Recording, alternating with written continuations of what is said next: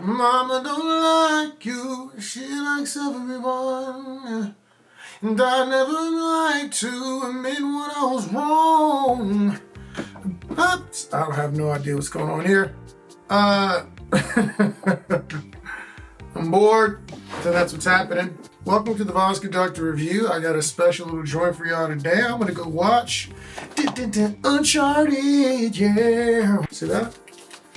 A notebook, it's a globe. Perfect for Uncharted, just want to put that out there. So I'm gonna go check the new movie Uncharted with Tom Holland, Mark Wahlberg, two people I'm a big fan of, as a matter of fact. It was really, really good, actually. Really enjoyed it. I'm not even gonna waste a bunch of time with it. Like, it was actually a pretty good movie. The plot follows Nathan Drake, who is this young grifter, as it were, thief type character, who gets separated from his brother when they're young, and through some twists and turns ends up pursuing his brother's, or retracing his brother's footsteps on an epic adventure into unknown territories, uncharted territories, if you will. Now, I'm not familiar with the game, which is weird to say because it's the kind of thing you think I'd really enjoy. I like those Indiana Jones adventure, National Treasure, Discovery, ancient artifact type movies, Tomb Raider type deals. And this one's actually pretty funny. It's relatively lighthearted. I mean, there's some real stakes. It's relatively lighthearted, and you're gonna laugh a lot when you watch it. But I never played the games, which is strange that I didn't do that. I just never got around to it. Maybe I'll fix that. I don't know. So I walked into this movie not knowing much about this story at all, other than the general premise. So I walked in there like a newbie. I didn't even do research. Normally, when I'm going to go watch something, I'll take some time to look into the source material and to know a little bit about what I'm watching. I decided not to do that this time because I was busy and I didn't care. I don't know if that made my experience better or worse, so I'm curious to see the people who actually know the source material and the lore and how they feel about it. But I'm gonna tell you right now, I did not watch this on a matinee, and I don't feel cheated. Now, of course, I live in Texas, so I can go to a theater and watch a movie now on a matinee for like $8 to $10, I think is what it came out to. It wasn't even all that expensive. A popcorn or drink, it was still like $20. Like, that's it. In Texas, I'm just saying. So I walked in there, had a really good time. The plot was pretty good. I mean, there's no earth-shattering thing gonna take place when you watch this movie. Like, it's not formulaic, but if you've seen these sorts of movies with the double crossing, grifters and spies and people like that, it's not too surprising. You can kind of tell what's going on. You have a pretty good idea of what twist is coming up, in the story or whatever. Well, maybe not in the ending. Maybe in the ending you're not going to see that coming. But it was pretty good. Pretty good. So plot was pretty good. The acting was pretty good. I like Tom Holland. I like Mark Wahlberg. The chick from Sabrina Teenage Witch, the black chick with the blonde hair, she was in there. She plays a good character. I like her character.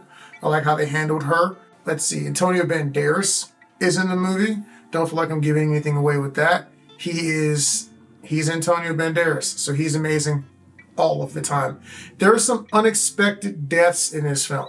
I do like it when we don't know what characters are at risk. Now, maybe if you played the game, maybe there's some hint that you knew what was going down. I did not know what was going down. So certain people getting murdered, didn't see a lot of that coming. The female love interest that they have in there, she is entertaining, kind of liked her role in it. It doesn't overshadow the story, which is a lot of times what pisses me off when I watch a movie. Is like, if you're trying to save the world or kill the villain or whatever, bro, it's not about you and that girl, okay? It's not about you and that dude that you lost. I need you to stay focused on task. Otherwise, you can't be the hero, because you're literally willing to sacrifice the whole planet for like your one person. That's not really all that heroic. So it was a cool touch. It ended the way you'd expect it to end. Ended on an open note where some more things could definitely happen. I really hope they come back to this world and continue to play in this world. Like, I was a big fan of The Mummy and those sorts of movies. Anything fantasy oriented, I'm in. If there's like swords and deserts and ancient treasure and and period piece, 300 type stuff, I'm down. Call the kid. He will be in your project if that's what you need. But anyways, I digress. Shameless plug. I do act. I do throw hands on film as well. So if you need me to swashbuckle, the kid's ready to rock and roll. Just saying that. But I will say that it was a very enjoyable movie. There was no preaching going on. There wasn't like some real low-key hidden message from what I could tell. It wasn't overly political, which, all the other movies are really political a lot of times. I don't always want to see that. Sometimes I just want to go watch a movie, kind of turn the brain off. I want to be immersed in a different reality. If you have a dude on the screen and his name is Ronald Trump, right? And he's the president and you like him or you hate him, or you have Joey Titan and he's the president and you love him or you hate him. Like, I think we can all do without that. We've seen enough of that. I think we're good. So as far as I'm concerned, I think it's really cool what they did with this movie. I really enjoyed myself, and I feel like it's something that we can, most people will enjoy. As far as the hands are concerned, they definitely threw hands. They did a really good job with throwing the hands here. Now, this is not like an action kung fu type movie. It's a little more normal than that. Yeah. It's a little more normal than that. It's not like high-end kung fu like the movies I tend to watch. It's not Jack Reacher, like Close Quarters Combat. It's more Pirates of the Caribbean. Like, they can fight. They don't really justify necessarily how well everybody can fight, but they can all kind of fight, and it's good enough. You don't really care. You just assume these are people who could throw hands.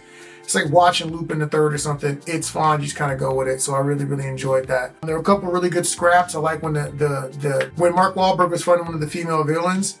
He was quote unquote taking it easy, but he was definitely going straight WWE in this piece.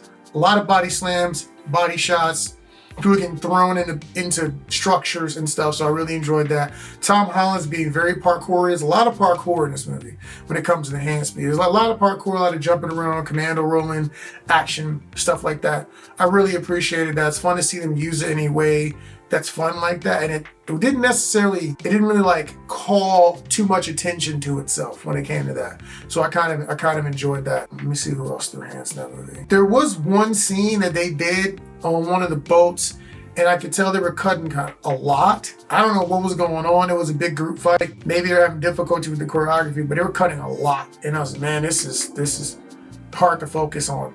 So I didn't really enjoy that particular one. But for overall, I'd say for the hands, I'll probably give it like a 3 out of 5.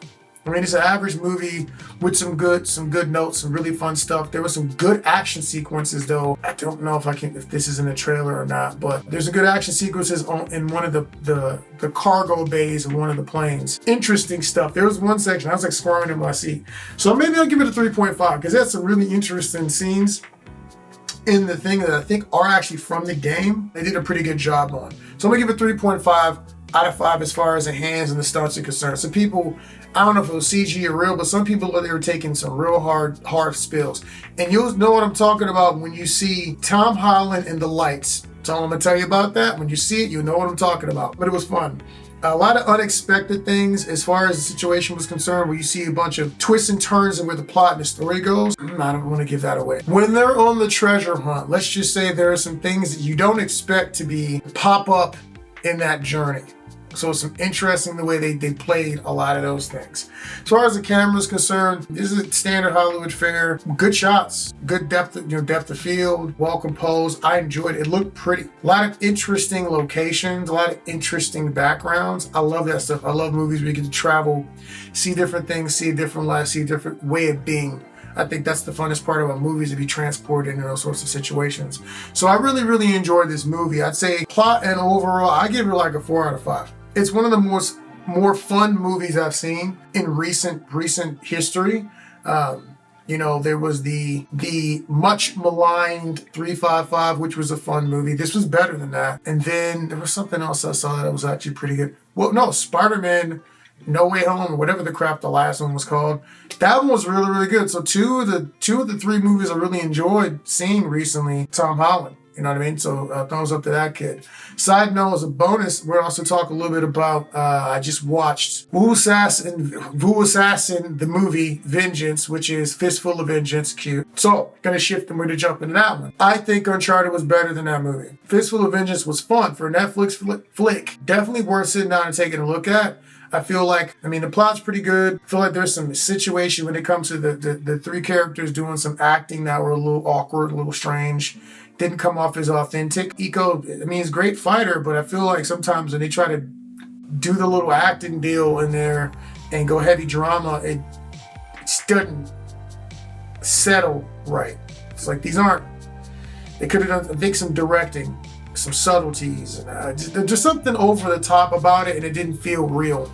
And then there's a female that jumps in that kind of like has to talk them down, and pretty much they're being childish boys or whatever. But the general gist of the Fistful of Vengeance, they're out there chasing Jamie's killer from the last one, and the three young men go off on a journey. They meet this new female protag. She's cool. And then they're off to the races.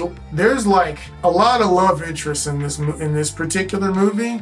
It's like 2 or 3 of them, and there's like a pretty intense sex scene. So this is not for the chillins.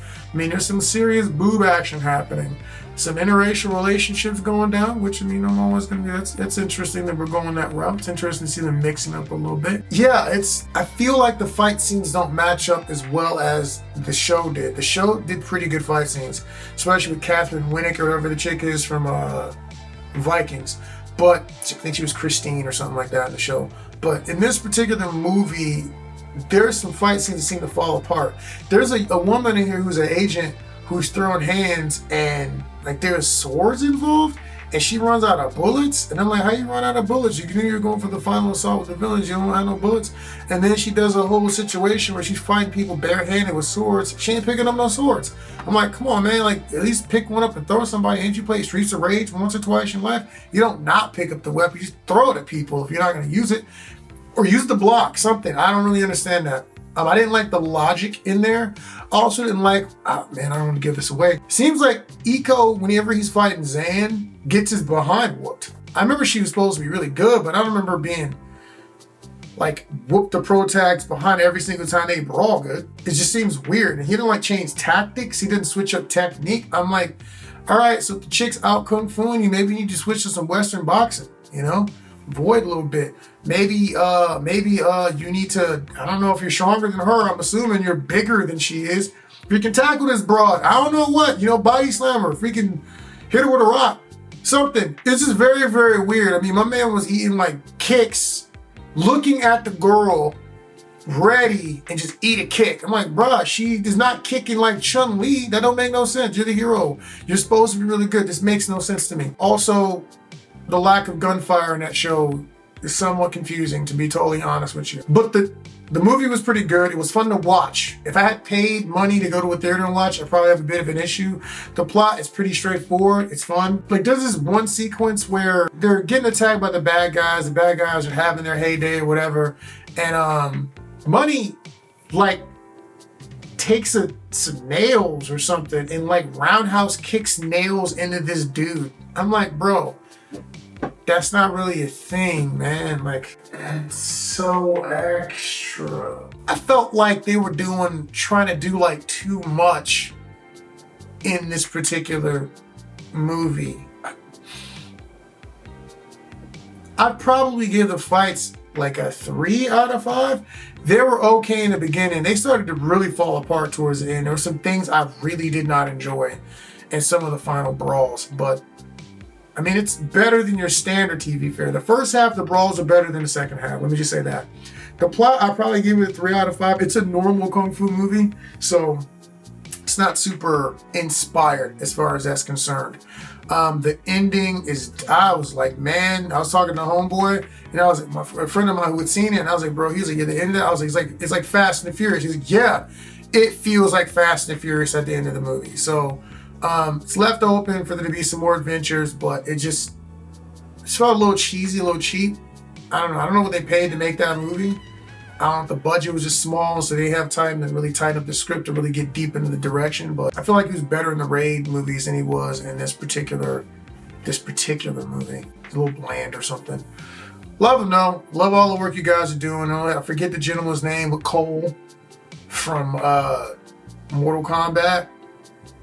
Interesting.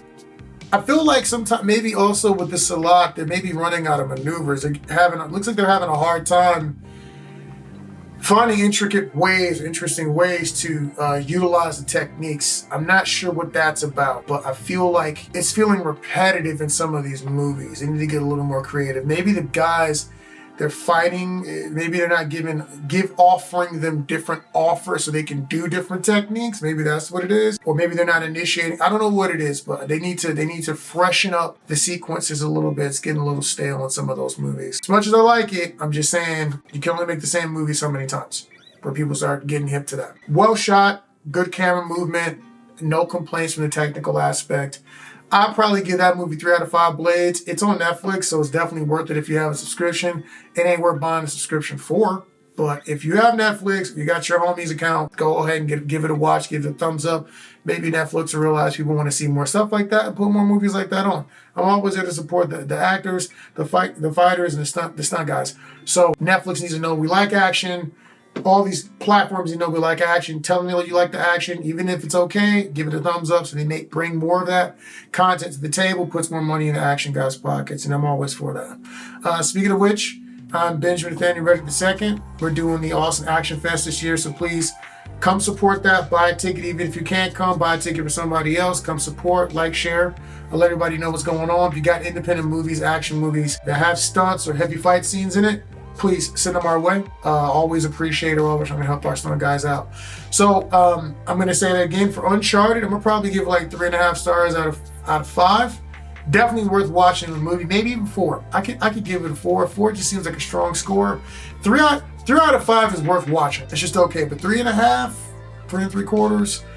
It's a pretty good film. I had a lot of fun watching that film. I want to say from a fun factor, it's a 4 out of 5, but if you're talking about pure technical aspect, I give it like a 3.5, right? For Fistful of Vengeance, I'm gonna give that one 3 out of 5. Fun and technical, no difference in score. It was all right. It was good, some on in the background. So check these movies out. Come hang out with me again. If there's some old movies you guys want to get the Vons Conductor's opinion on, his take on whether or not these are worthwhile films, please send them my way. Let me know. I always tell people, somebody recommended Turkish Star Wars one time. One of the most phenomenal films I've ever seen. I always recommend films like Fistful of Talons. We can go back to some classics that are fantastic and horrible at the exact same time. So those are just two of my favorites to go back to.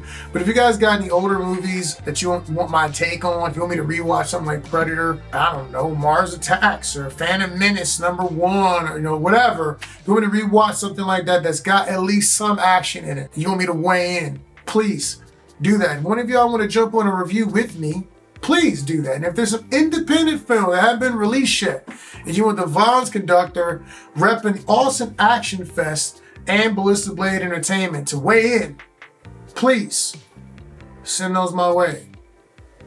Love you guys. Keep brawling.